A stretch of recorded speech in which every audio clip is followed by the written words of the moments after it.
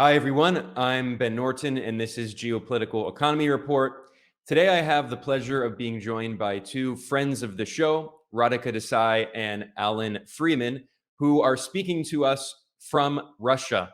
Right now, they're in Moscow, and they were previously in St. Petersburg. They're going to talk about their trip. They attended a conference of economists speaking about the economic situation in Russia, and I'm going to pick their brains about the effects of Western sanctions, the integration of Russia's economy with other Asian economies, the process of Eurasian integration. De-dollarization has really picked up momentum in the past several weeks. And of course, the last year of the war in Ukraine, and we're going to discuss the geopolitics of the war in Ukraine. But for people who don't know, Radhika and Alan are both directors of the Geopolitical Economy Research Group, and they are also part of the International Manifesto Group. And Radhika is a professor at the University of Manitoba, and Alan is an economist who previously worked for the mayor of London.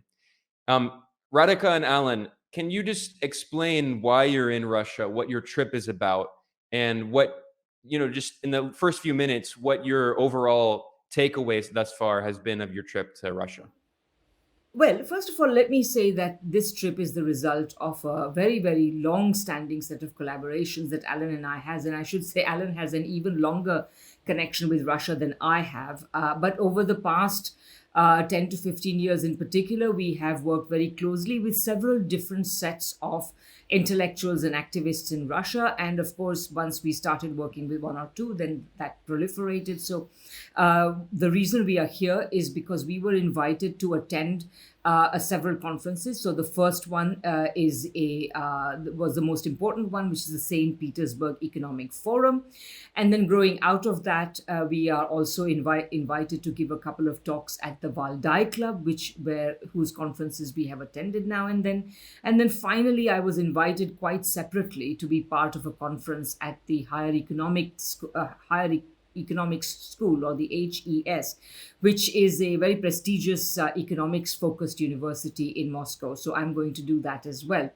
And of course, once we were going to come here, we also decided to meet as many of our friends as possible. So, but Alan, you want to add something? We regularly visit Russia. People in Russia are always very glad to see people from the West and engage with them because it breaks the isolation which has not been totally successful, but which the West has tried to impose. And we will be joined later by Dmitry Laskaris, who, purely by coincidence, is on a fact-finding visit to Russia, lasting I think a month, which he will be able to explain to you, I hope.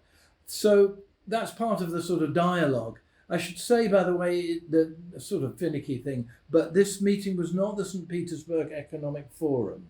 This was the St. Petersburg Economic Congress. And the reason that's important is there will be a St. Petersburg Economic Forum, and that's organized by basically a much higher level organization than we were with.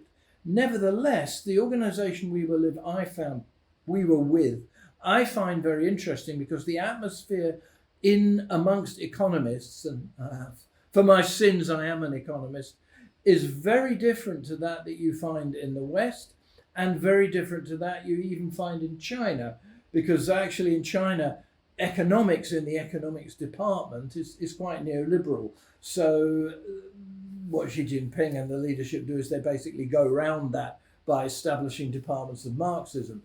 Here, the economists themselves are radicalizing, and every time I come here, they get more and more shirty about the things that they think should be done in the Russian economy that they say are not being done. So they're not worried about sanctions. They're worried about the response of their own government to the internal domestic structural challenges that Russia faces.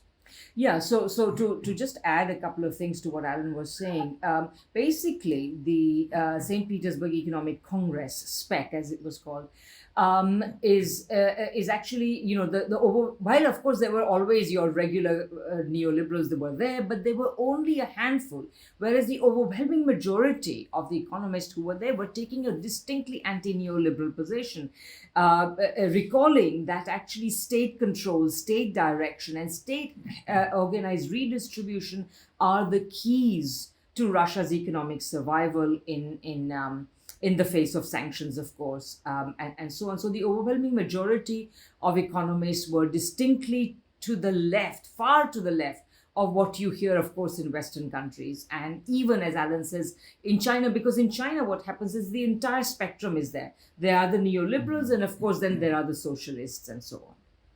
Oh, and I should add one other thing. And that is that, one of the key, I said that we have been involved with Russia for a very long time. And one of our key moments in our involvement, long-term involvement with Russia, has been that Alan and I were invited to a conference of activists just the summer after Crimea was integrated into Russia. And there was a conference of activists coming, including activists from Donbass, who were there and who at the time really, they were very left-wing. You remember that the Donbass and the Luhansk republics originally claimed, they were proclaimed as people's republics and so on. So they were there telling us about what they had done, how they had fought, and what they were facing, including, of course, what had recently occurred at the time, which is the Odessa massacre of trade unionists. So we were there in Yalta. At this particular time, we even had signed a document which was called the Yalta Declaration. And at this conference, there were many, many people from Western countries as well as from Russia. Yes, there's one of these little indicators, sort of that criminologists study or whatever. So at the end of any gathering you have in Russia, there's always a dinner, and then there are toasts, and people give toasts to this, that, and the other. So and they were introduced. They had an MC even. The person who got the greatest ovation was a member of the Communist Party of the Russian Federation, Smolin. And he was introduced by Comrade Smolin, by the MC, which was the occasion for great applause. So it's one of these little things that gives you some idea of the atmosphere. What has been the effect of Western sanctions on the Russian economy, at least that you've seen thus far? When the United States and the European Union escalated these very aggressive sanctions against Russia last March, the US President Joe Biden claimed that the ruble would become rubble, he said. And instead of becoming rubble, the ruble is actually very strong. It's actually even stronger than it was before the Western sanctions. What about capital flight, the loss of businesses and Western investment? What has been the impact of the sanctions at USS? This is a really complex question, so I'm going to take it in bits, right? So, and Alan, feel free to just add whatever you want. But okay, so number one, of course, when you impose sanctions, when businesses leave, because some businesses have left, but not all, we'll come to that in a minute, there will, of course, be economic pain. But what's remarkable about Russia is how relatively low the economic pain has been, and that Russia's economy has in fact been quite resilient. So in spring last year, the IMF had predicted that Russia's economy would be Russia's economic growth would be lowered, but there would be minus 12% degrowth essentially in Russia. And in fact, it was Russia has escaped with a relatively minor lower adjustment of 2% degrowth in Russia. So that has actually been very good. In terms of just walking around the streets of Moscow, you wouldn't really, and St. Petersburg, Moscow is a very rich city, St. Petersburg, much less so. I would say that it definitely doesn't look like there's a war economy, maybe a certain amount of hardships. Certainly, we saw some boarded up shops, shops which had fading signs of the old brand names, Western brand names that have left.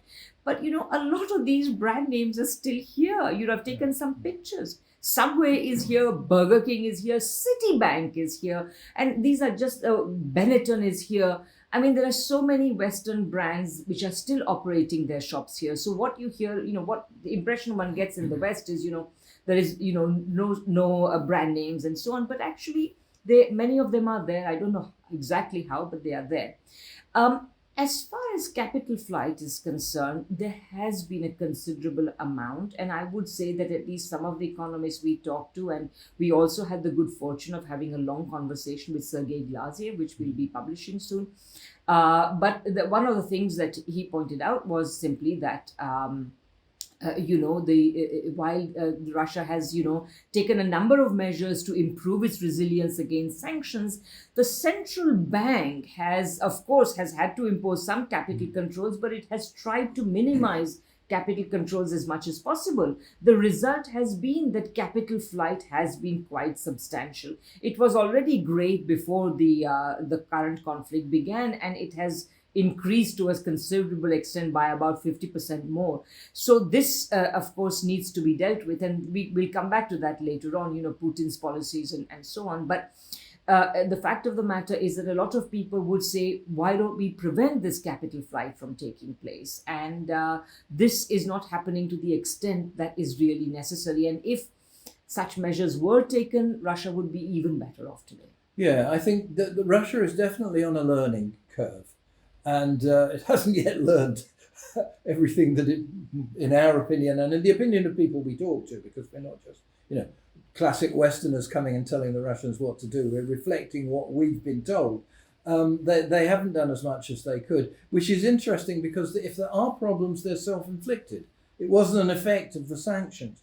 And the other effect of the sanctions, which is very interesting, is to actually strengthen relations between Russia and a whole series of economies throughout the world.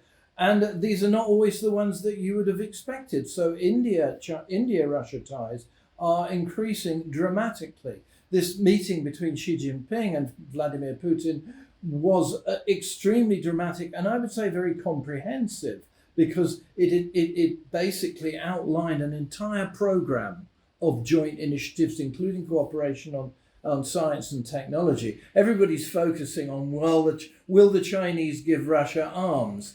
That's not they may not, but that's not really the full import of it. Is the degree of strengthened economic collaboration. Now that is shifting the whole center of gravity of Russia away from the West. It's a very dramatic reorganization. One of the things we discussed with Glaziev, because he and his team for some time have been concerned with Central Asian integration, is the logistics that are now being launched. So for a long time, 20 years, there's been an attempt to get a north-south corridor, a rail corridor, and that's just been on ice. Now it's going ahead full steam, so that, as well as you've all seen about the sort of east-west and around the Cape, as it were, measures that are being introduced as a part of the Silk Belt and Road, but there is also an internal restructuring of Russia's relation to its northern and southern economies, and to its those economies to its east,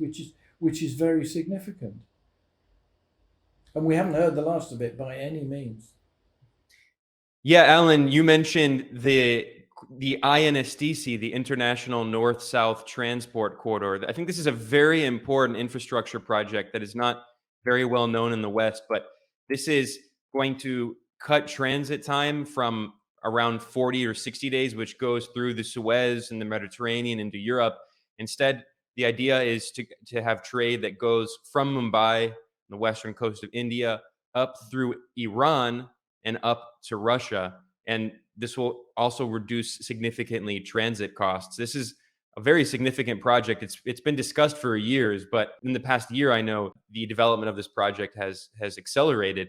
And it shows that with the Western sanctions on Russia, it has incentivized Moscow to prioritize its economic integration with other parts of Asia, as opposed to looking to the West. I'm curious if you think, given this trip that you have now in comparison with previous trips, if you think that the Russian leadership and Russian economists and such are looking much more to the East rather than to the West. Well, the economists have always been looking to the East. What is interesting is what's going on in the leadership. Now, this is not exactly penetrable. We will be having another discussion with people from the Valdai Club who are quite close to the Kremlin. But it's less easy to see what's happening in the leadership than in the currents of opinion amongst wider layers of people such as these economists. But it's certainly, some things are just happening anyway. Some things that should be happening are not. Glaziev gave us a very good example. He said that the opportunities for economic growth after sanctions were very high because you could do massive import substitution. Okay, you're no longer buying stuff from the West. You can rebuild your own industries. But to do that, you have to have internal capital. And there was a very simple system that was implemented that gave them capital, which is that the oil exporters were asked to deposit their revenues as reserves in the Russian banks. Now, Nubiulina undid that. The central bank governor undid that. And that's one of the reasons for the capital flight. As we say, it was self-inflicted, because you can't just expand your economy, you have to finance that expansion. So a vital source of future finance, hey, it's not the end of the world because you can correct mistakes like that, but it had a quite deleterious effect. Now, we don't know what the leadership was thinking when it authorized that. We don't even know if the leadership had any idea it was going on, because the central bank leader has considerable autonomy. So this is all stuff that we're trying to get a handle on and find out more about. Yeah, so I mean, in sum, Ben, I think that the point is that the economic. So first of all, the indirect answer to your question, of course, Russia is looking much more to the east than it had before. I mean, in a certain sense, one way of putting it would be that there has always been a debate in Russia whether they are a European country or a Eurasian country. And I think that in a certain sense, the West's reaction, the current conflict and what the West's stance has been in this current conflict has essentially settled the matter for at least a generation or two, if not more, that Russia will be reoriented to the east. And I should add a couple of other things. Number one, Russians in general are terribly puzzled at the attitude of Europeans in particular, who are essentially taking a lot of economic destruction. They are essentially accepting a very high degree of economic destruction of their own economies in cutting their ties with Russia, which were actually quite mutually beneficial. And so they simply cannot understand the masochism of Europe, the economic masochism of Europe. Why are they doing this? And then, of course, the second point is that the Russian economic policy, as Alan says, they are on a learning curve. But I would also say that there are some interesting tensions within Russia where it seems to me that there are some pressures, perhaps coming from certain business groups and oligarchs or whatever, but there are some pressures that are essentially making the Putin administration maintain an economic policy stance and a central banking stance that is considerably more liberal than it should be and it need be. And as a result of that, I would say if this was embraced, if this residual neoliberalism or liberalism was jettisoned, and if a comprehensive mobilization of the economy on a war footing were organized, I would say that Russia would be economically thriving and ordinary Russians would be doing much better than they are. They're not doing as badly as portrayed in the West, and certainly not as badly as, the ruble rubble thing that you quoted Biden as saying. But certainly I would say that they could be doing a lot better. And of course, the more closely they integrate with China, I would say the opportunity to learn from how China manages its economy will also expand. And I would add to that, of course, being in Moscow, you are in the richest part of Russia. Yeah. And that should never be forgotten. Often, though, Western journalists do forget it. The effect of the shift to the east is a massive expansion of a second pole of attraction for wealth. I think it's very early days to see what the effect of that will be. But if there is a redistribution of capital flows within Russia, I think that will start to have an effect on the living standards of people in the relatively poorer parts of Russia, where there's no doubt that not because of sanctions, but just because of the inequalities in Russia, that the pressure has been very great. Over at patreon.com/geopolitical economy, I asked patrons if they had questions for you all, and we have several excellent questions. One of them is related directly to this, about the effects of sanctions and about Russia's integration with China economically. This is from Brian Hopkins. I'll just read it because there are several questions here, but I think you all can deal with them very well. How are Western sanctions affecting Russia's gross capital flows? Is Russia finding sufficient domestic or international capital to replace the loss of European manufactured goods and industrial equipment? How is the Russian Federation structuring the replacement of professional services, financial services, which previously were provided by Western firms? Are they relying on private firms or more direct state control? And is there any sign of a convergence on the market value of these services in the Asian markets? And how would the market value of these services in Russia and Asia compare to the market value of these services in Western banking centers? So, several questions in there, but I'm curious what you all think about those questions. Sure. I mean, I can take a first stab at it. So first of all, as far as import substitution is concerned, that is to say, the replacement of the goods that were previously imported from Europe, that is happening extensively. Essentially, practically all of these things, the European goods, in terms of ordinary consumer goods, have been replaced, and they're not necessarily being particularly missed. I should add, by the way, that the sanctions from of goods, the cessation of exports of goods from Europe actually began to take place going back to 2014 after the Maidan and Crimea events and so on. And of course, since that time, what has happened is, of course, that the Russian government has invested a considerable amount of effort in revitalizing its agricultural sector, which has actually made Russia once again into a major Russian agricultural exporter. So in terms of food security, I think the Russians have done very well. In terms of other things, I would say it's a mixed picture. In many cases, I think the Russian manufacturers have taken up the challenge, and they have done very well. But there are probably, and I don't have a full count on it, but probably a lot of goods that are not available right now because Russian manufacturers are not stepping up, etc. But again, it's not visible. You can, apart from the few boarded up stores, the street and economic life looks quite ordinary. Finally, on the services part, actually, that's something that I would like to inquire further into it and get back to you about it, because it's a very good question and I think it should have an answer. I suspect that, however, the answer will be probably something like this.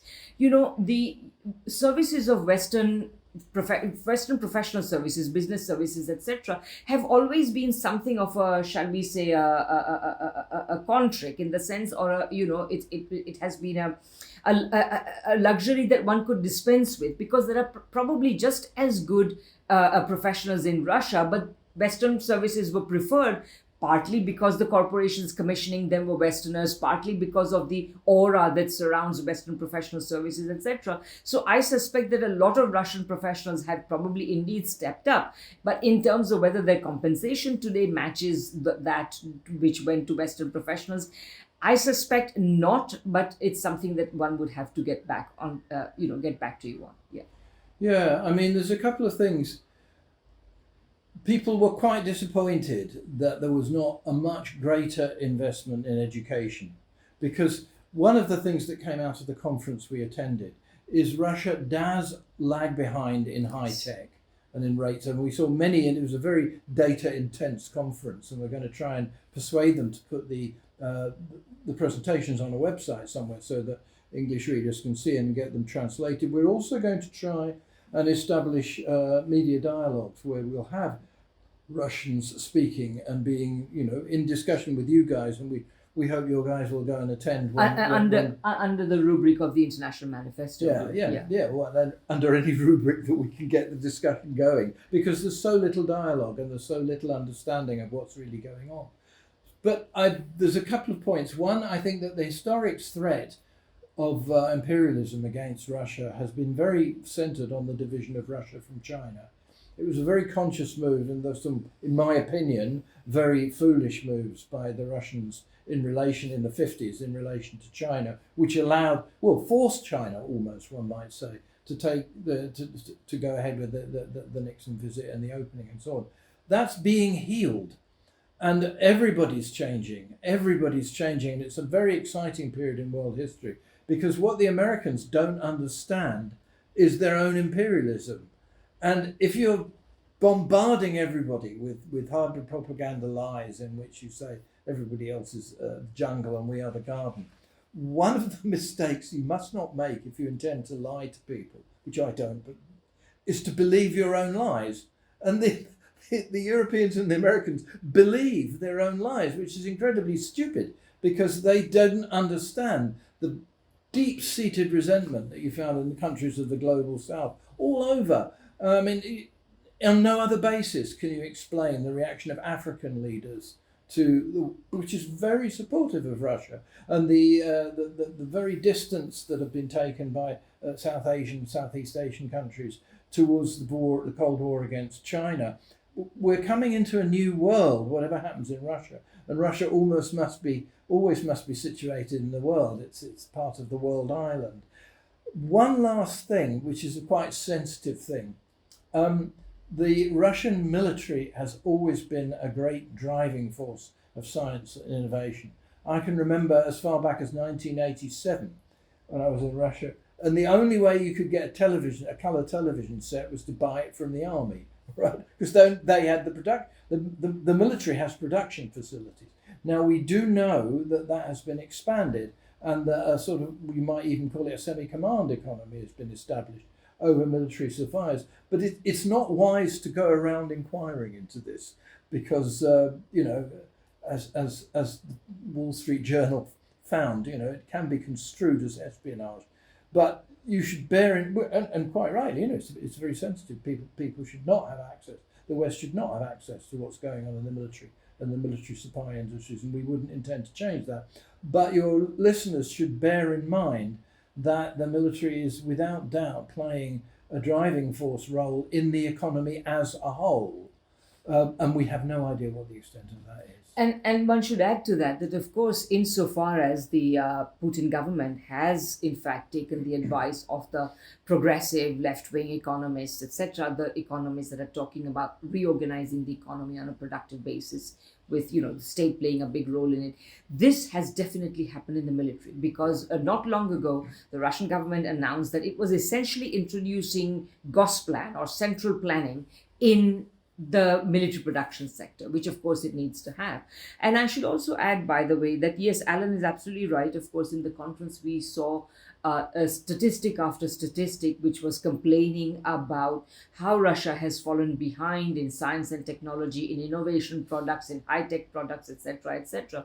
But having said that, if the state were to apply itself and to addressing this problem, and complaints like this should of course contribute to addressing this, then Russia can have the kind of Russian industry in general can have the kind of performance that its military production facilities have done, which is that they are actually in many ways in terms of armaments at the cutting edge of armaments production, because the Russians have developed these hypersonic missiles. They had already done this back in 2018, and in that year Putin announced the arrival of these missiles in a very important speech. But the point I'm trying to make is that they have done this. The West does not have hypersonic missiles, and they are a game changer. So if Russia, and just as China, if China now, just today it's being reported that the CEO of Huawei is saying, this chips war is going to be nothing. We are going to become self-sufficient chips, because essentially, if these countries, which already have a lot of highly trained personnel, skilled personnel, highly educated personnel, if they roll up their sleeves and say, we're going to tackle this, they will be able to do it. And there was a very good instance of this at the last Valdai Discussion Club meeting we attended, remember, in October, when there was a session on the Russian semiconductor industry. Yes. Now, where did the impasse for a semiconductor industry come? Because they were worried about being cut off from essential military supplies by the West. And you can say what you like about, the need for capitalist society to be superior to, this terrible Soviet planning. But if the result of that is if your missiles don't fly, then you think again about ideology. Both of you mentioned that in this trip, compared to your previous trips, you've noticed that economists have become much more critical of neoliberalism. Maybe you wouldn't necessarily say that they've been advocating socialism, but more developmentalist, nationalist policies, economic nationalism. There was a good question over at Patreon from Keith O'Brien asking if this crisis and the development of these more protectionist economic policies has led the Russian leadership to reassess its turn away from socialism in the 1990s. He notes that Putin has made a few kind of vague hints in the past year. he's made a few speeches criticizing neoliberalism, specifically singling out neoliberalism. I'm curious if you have gotten the same impression in your time in Russia, that there is a reconsideration of maybe returning back to some. You mentioned in the military, there's a return to state planning, but in other segments of the economy, kind of revisiting Soviet era policies. Well, I would say that number one, certainly economists are talking about that. Now, one has to take this in a, put it in the Russian context. Obviously, in Russia, particularly among the generation that have some experience of life under the Soviet Union and what went wrong, particularly in the 1970s and 80s and so on, all those people will have their own criticisms of what Soviet policy and certain excesses of Soviet policy, etc. But barring those criticisms, I would say absolutely yes, there is a huge there's an enormous understanding that there were many things that the Soviet Union got right, and that it's important to return to that minus the ideology. And that's also partly why China is important, because they tend to see China as having been much more pragmatic, much less ideological, focused on developing the national economy rather than some ideological commitment to, to some version of socialism, etc. So what's actually happening is that even though a lot of people, partly because of the Soviet experience, will not necessarily say that they are socialist, the policies that they are ending up supporting are effectively some sort of socialist developmentalist policies, because in order to make Russia resilient, you have to expand demand domestically, which means you have to ensure that ordinary Russians are earning enough to be able to consume what Russian industry is producing, thereby providing an important demand stimulus. And then, of course, also ensuring that Russian industry is capable of becoming technologically sophisticated, competitive at a world level, etc. So all of this will require pretty comprehensive state intervention. I think that another thing which is very difficult is there has not been enough dialogue between Russia and the West for a genuine understanding of the stage that things have reached. So we're sort of sitting from our point of view, we're sitting on the outside, but of course the people we're talking to are sitting on the inside.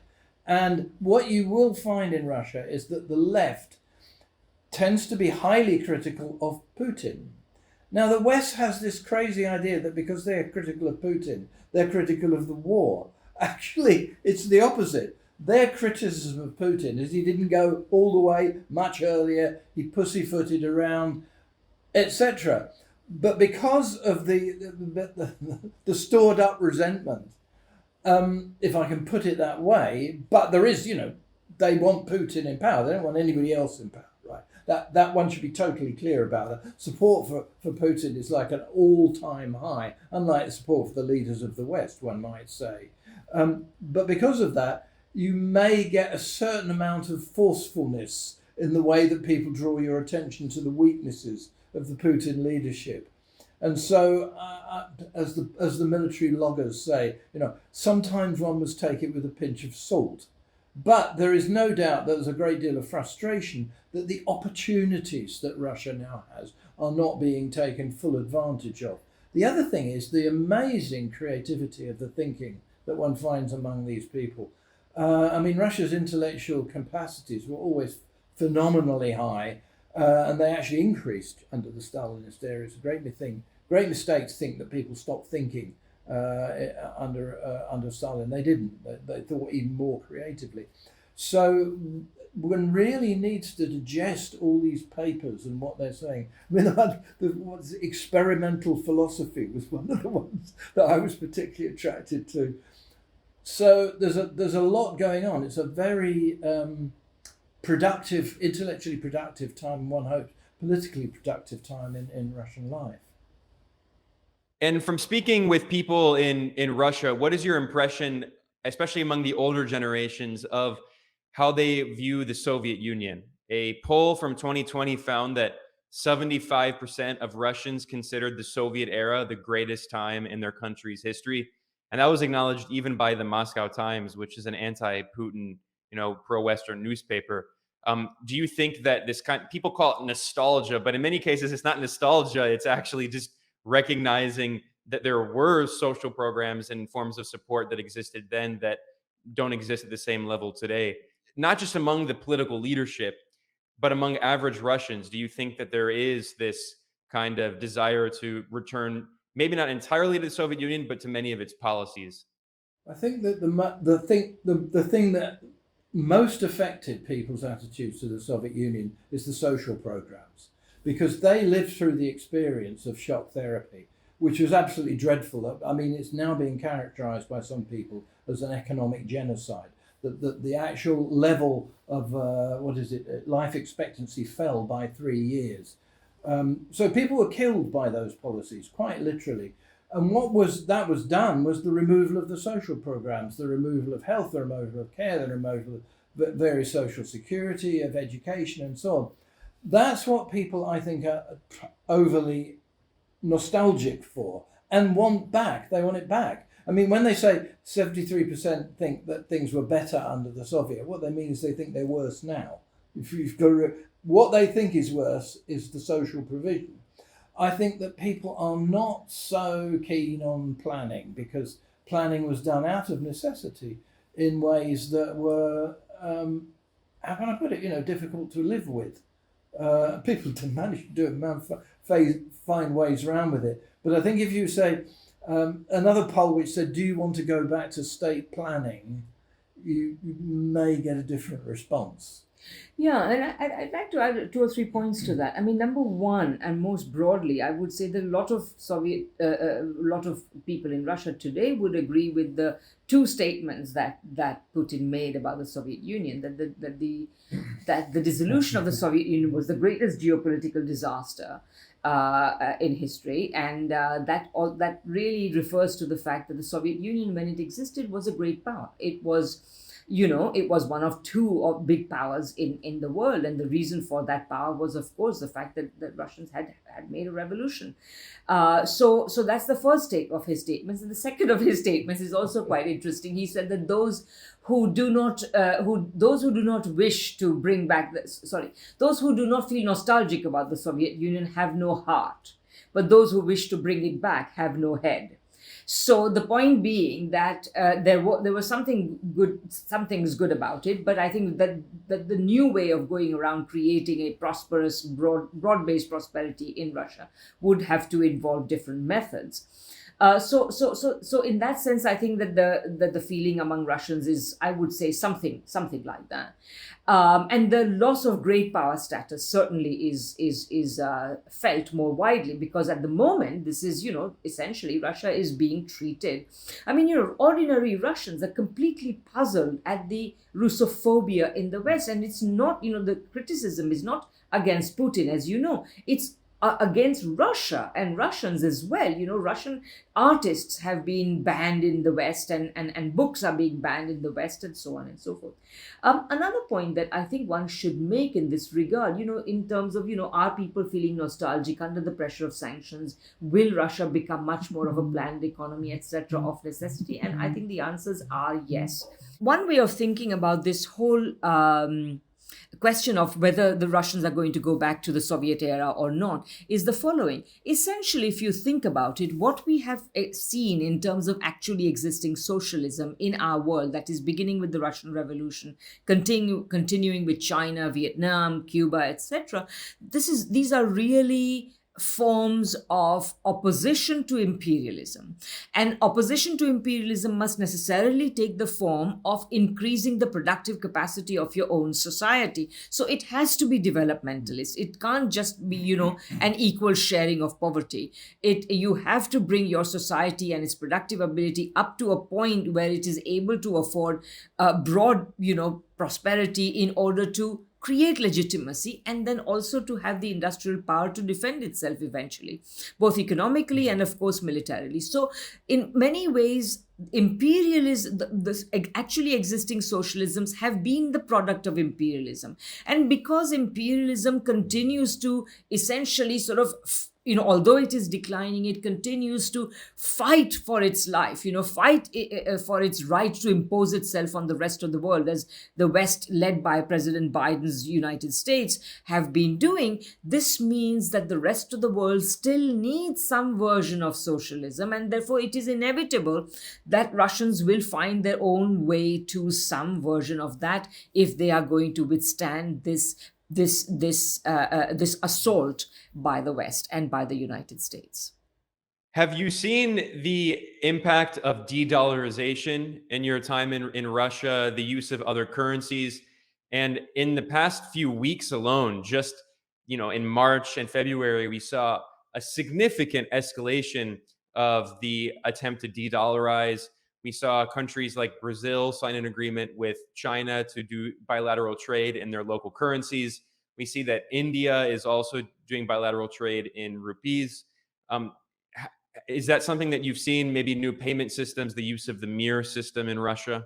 Well, I'll just say one thing. Number one, yesterday or the day before it was reported, that France has agreed to buy oil from China in yuan. Now, this, I would say, is an even bigger deal. But I agree, Brazil, India, all of these things are very important, and de-dollarization is proceeding apace. Meanwhile, payment systems are also being created. And Alan and I, because we do we work with people here in various ways, and they pay us small amounts of money, and they are finding it difficult to pay us in Western currencies. So essentially, we've opened a bank account and we've acquired our first Mir card. So there you go. So, micro de-dollarization. That's right. Which was imposed.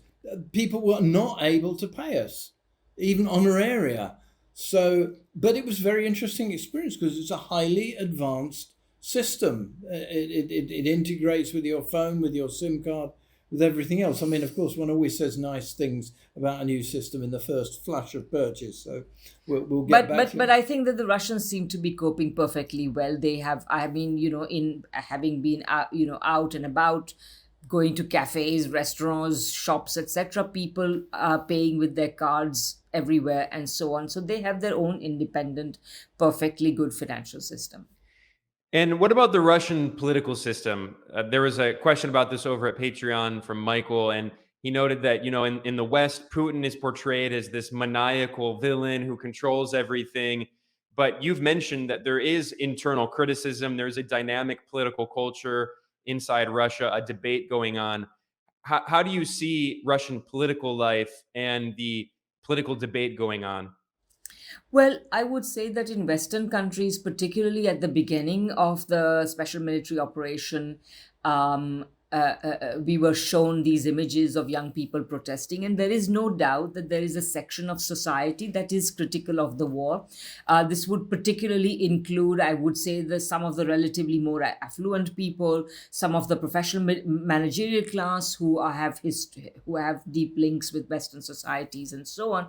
They are probably quite closely connected with intellectuals in Western countries who have been extremely critical. Probably some of them have lost friends and connections and so on and so forth. So this relatively thin layer is probably critical of the special military operation. But the rest of Russian society, from what we can tell, and we've talked to lots of people, basically they are saying, why aren't you moving faster? What's the special military operations business? Call it a war and be done with it. Protect the 4 Western provinces. Do what you can to ensure that Ukraine is never used by the West essentially as a launching pad for operations in Russia, as in fact it has been it has become at this point. So why isn't this over now? And do what it takes to do it. I mean, this should have been over within weeks, and why has it taken so long? And we know that part of the reason it's taken so long is precisely that Putin has not called for a full-scale mobilization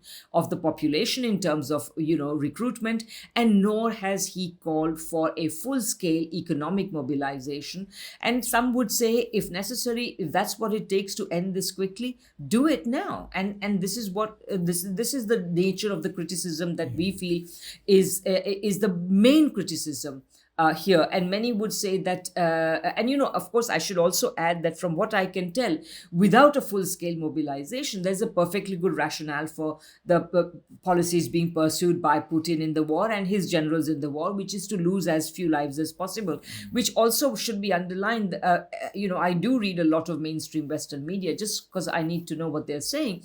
And it really shocks me that they are always portraying the Russians as essentially being ready to throw lives at tanks and so on. And in fact, the reality has been the opposite. It's the Ukrainians that have suffered a far higher degree of casualties because they have been the one defending indefensible positions, whether it is in Bakhmut or in elsewhere. And every time they have made gains, this was because the Russians tactically withdrew because they did not wish to lose extra lives. So they said, if we can't defend this exposed position, better to withdraw.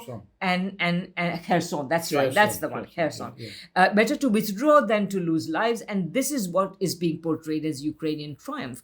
So unfortunately, and I should add one other thing, which is I've never ever met a single Russian who does not have some Ukrainian connections, and we keep meeting more. And the fact that the welfare of Ukrainians is close to the heart of Russians. The fact of the matter, and they're all very aware that what the West is doing in the name of saving Ukraine, in the name of helping Ukraine, is ensuring its destruction. They are fighting, of course, as is widely being said, they are fighting Russia to the last Ukrainian. I would add something that I think is quite important, which is that when we, on the left, what I think of as the genuine anti-imperialist left, discuss the democracy of China, or the democracy of Vietnam, or the democracy of Cuba, it's very clear, and you'll see many International Manifesto Group, several webinars where this is emphatically stated by Chinese, very independent, young, sort of critical thinkers and Vietnamese and Cuban. They, I think rightly, regard their democracy as superior, and that the Western model is not the only model. I think in Russia, they're still in the process of evolving an alternative model. I don't jump in with everybody who says that the whole thing is completely dysfunctional. I mean, it can appear like that, but things get done. Things get done. I think in terms of the access of citizens to power, it's probably needs a bit of work, we might say. But I also think that the level of openness that you find amongst the Russians that we talk with, people on the whole are not scared to speak their opinions. I mean, there are certain areas where you have to be very careful. Criticizing the army is a crime in Russian law. Many people have been critical of that fact, but it is, right? And there are some things you can say and some things you can't say. It's not, as in the West, it's not arbitrary, right? It's not somebody suddenly attacks you and denounces you to your superiors because they've got it in for you. The rules are fairly clear. So I think that there's a certain level of openness which is superior to what I find in the West. People will talk to you. It's amazing, people don't have any fear of discussing in a very open way what their differences are with Putin, everything like that. But I think my impression is access to power has not been developed in the same way that it has in China and Vietnam and Cuba, where the people have genuine confidence in their political system.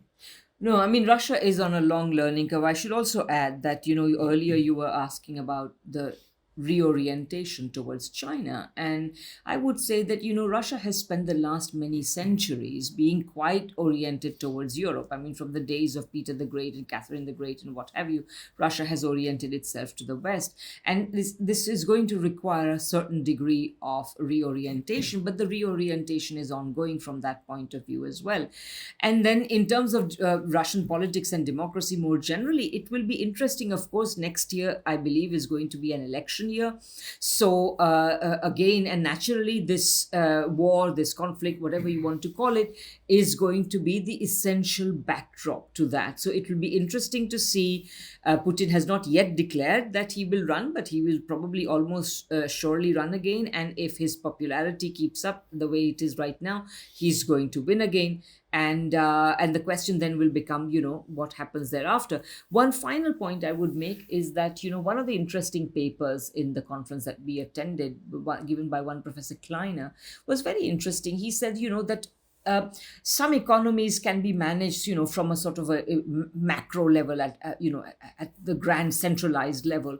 But in Russia, he says that we are probably better off looking at what he called the meso level, so the level of sectors and regions. And I think that what he is sort of implying is that any kind of advances towards planning, both regionally and sectorally, will advance better if you are planning at a lower, slightly less centralized level. And I think Russia's regions also have a very vibrant and interesting politics, which has included, for example, the election of people who have been elected on fairly left-wing platforms, whether they are formally members of the Communist Party or not, but they are, the people who are elected, they may or may not be members of the Communist Party, but they cooperate with it. They have programs for broad-scale development, etc., etc. And I think that this will also be quite an interesting thing to follow in the future. You see, things have contradictory effects. So one of the effects of the smart vote campaign of Navalny is all kinds of really peculiar people got elected on the Communist Party list. So you win some, you lose some, as you might say. Well, as we start wrapping up here, I want to talk about the situation in terms of violence in Russia. You mentioned that in terms of the economy, it's not very apparent that it's a war economy, that there are measures being taken to diversify economic production and such. And from what I've seen, at least in the media, there hasn't been a lot of violence on the ground in Russia, but there have been a few attacks. And in fact, when you were in St. Petersburg that was April 2nd, there was a Russian military correspondent, a journalist who was reporting on the war, named Vladlen Tatarsky, who was killed in a terror attack on a cafe in St. Petersburg. And there were also, by the way, 32 other people wounded in this attack. You actually said you told me before the interview that you actually heard the explosion. Can you talk about that? And have you seen any other signs of violence that has spilled over into Russia? Well, we not only heard it, we were passing by. And I mean, we know explosions because we've been in them. So both of us thought, hey, something's really happened. And it turned out, we didn't find out till we got to Moscow that somebody was assassinated. I wouldn't say that that's Russian violence, that's Ukrainian violence. There's no doubt in my mind, and the evidence is mounting, that this was a Ukrainian operation. The girl herself seems to have been somewhat gullible or misguided, and her husband immediately, well, he couldn't do anything else, could he? Dissociated himself from it and so on. But Zelensky's hand is on this. I mean, he's issued. The minute the Ukrainian leadership issues of denial, you know that they did it, frankly. I'm sorry, but, that's the way things go. But I wouldn't call that Russian violence. It's not a violence intrinsic to Russian society. On the contrary, it's a frontal attack on press freedom. And I think it's absolutely amazing that you have not seen from the West any outright condemnation of this or any demand that transparency be given to ascertain where the hand of the Ukrainian SBU were when this was going on. People get very upset because somebody from the Wall Street Journal makes some very dubious inquiries, which could definitely be construed, in my opinion, probably were tantamount to espionage at the very least. And this is an outrage, and all Americans have to leave Russia. Biden says, you're not safe. Well, here people are being assassinated and 32 people killed for speaking. Injured. The journalists, injured, yeah. Journalists are under threat. Where are the International Union of Journalists? Where are all the hawks for press freedom? I haven't heard a single condemnation from the West. That's so true, Alan. And, Ben, what we are looking at here is that the imperialist foundations of Western cultural institutions and Western institutions more generally is being, is being exposed. I mean, you are all, you are happy to stand up for the rights of certain chosen, elements of third world societies. You are suitably admiring of Western countries and so on, but you are not willing to stand up on principle that journalists should not be murdered. So this is really a sad fact. But yeah, for the rest, I would simply say that beyond these terrorist attacks, like that of this Tatarsky, and also earlier, of course, of Dugina, we don't see violence. I mean, street life in Russia is completely normal. There are, of course, Russian society has having suffered from terrorism in the past. There, as you know, there were Beslan and so on. They do take certain precautionary measures when you are, entering or leaving public buildings and so on. But beyond that, I mean, and that has been going on for yonks anyway. Beyond that, you don't really see anything that makes you think that this is somehow a society under siege in some sense, or even at war, as we were saying earlier. Yeah. You do see street fights, but then I didn't see street fights worse than anything I saw in Glasgow. When did you see street fights? Well, you weren't looking, that's the thing. Huh? You have to know what you're looking for if you see. Okay. No, I mean, just kids fighting each other. Yeah. It's a rough and tumble society at certain levels, right? And then people hug each other after it, that sort of stuff, right? But nothing compares with what I saw when I was living in Glasgow. Not that Glasgow isn't the most wonderful place in the world, it is. You have to know the rules, that's all, on the street. But political violence, I don't think not even, you don't hear stories of it. People don't say, people came to my door and knocked and said, if you say that again, you'll never see your wife again, or that sort of thing. Maybe there are things that we have not had reported, but I haven't seen them, and I haven't seen much in the Western press either. I don't think that goes on. I think that, prepared to be corrected, right? As one always must be if one doesn't have all the evidence. But I think that the violence that people in Russia are now experiencing is the full head-on violence of Ukrainian fascism. Supported by the West. And the role of fascism should not be understated. I mean, I don't know if you're aware of this list called Mirodvoyets, World Palace, basically, which is a list that is maintained by extremely right-wing fascist forces in Ukraine, which is a list of people who basically should be targets for assassination. Dugina was one of them. It's an intimidatory apparatus. Your name appears on it and you think, my God, I better keep my mouth shut. And okay, that you could say that's done by a bunch of sort of, off the roof right-wingers, and the government has nothing to do with it. But there's been demand after demand that Zelensky should close it down. He doesn't do it. He doesn't do it because the whole apparatus of the Ukrainian government is utterly dependent on its connection to the fascists. And when people talk about, Ukraine's not fascist because Zelensky is Jewish, they missed the point. The point is not that the whole of Ukraine's society from top to bottom is fascist, including its leaders, but that it is in hoc to fascism. And I would say something else. I think the United States of America is now in hoc to Ukrainian fascism. They know what's going on. They probably even manage it in many cases. So I think this is a very shocking period in Western history in which the leading so-called democratic powers are actually directly linked into fascist forces and use them as a means of getting their way. And you haven't seen the last of that yet. Yeah, I mean, this just goes to show that when capitalism is in crisis, it relies on fascism. And now we know that this is not just within countries, but also internationally. Yeah, you mentioned the hysteria that's going on in the Western media over Russia's detention of a Wall Street Journal correspondent, Evan Gershkovich, who was accused of spying. And the ultimate irony of this is that the British Foreign Secretary, James Cleverly, released this statement condemning Russia's decision to detain a U.S. journalist. Meanwhile, the most famous journalist in the world, Julian Assange, is rotting in a high security, maximum security British prison, Belmarsh.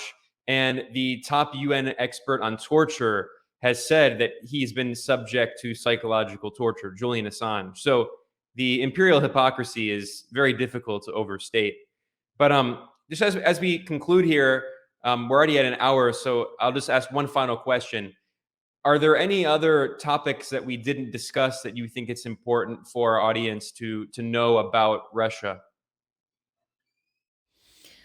I would say that the most important thing, I don't know if it's a topic to discuss, is for a genuine dialogue with Russia.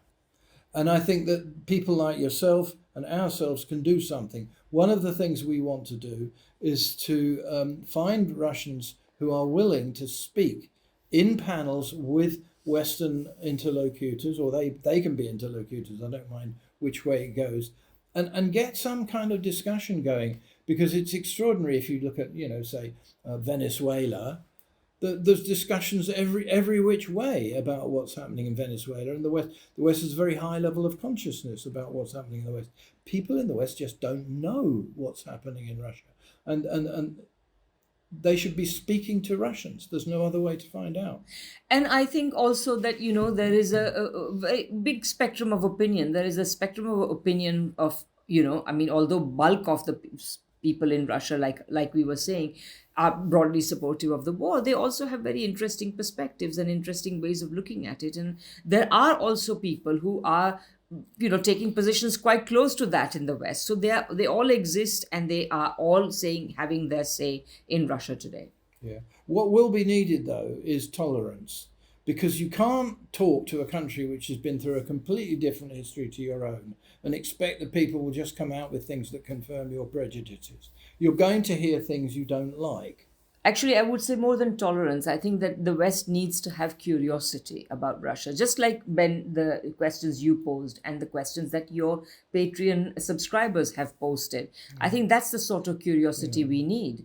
I think we need to ask questions and we need to listen to the answers. Yeah, I mean, attitudes in Russia to the far right, not the fascist, well, maybe the fascist right, but to Trumpism and forces like that, can be very ambiguous. Because they will say, well, these are the only people that have actually stood up for what we believe to be right, and your bloody left are leading the charge against them. You can't expect in that situation that somebody will just say, oh, yes, Biden is more progressive than Trump. They're not going to say that. They don't look at things in that way. So you have to listen. You have to sit and be prepared to listen and accept what people say without condemning it before you've even got it out of their mouths. Well, I want to thank you, Radhika and Alan, for providing your perspective and sharing your experiences with us. Radhika and Alan are both part of the International Manifesto Group, and they are both directors of the Geopolitical Economy Research Group. I also want to thank all of the patrons of the show over at patreon.com/geopoliticaleconomy for submitting some great questions. I will have both Radhika and Alan back soon. Radhika and I are going to be continuing a series based on her new book, Capitalism, Coronavirus, and War.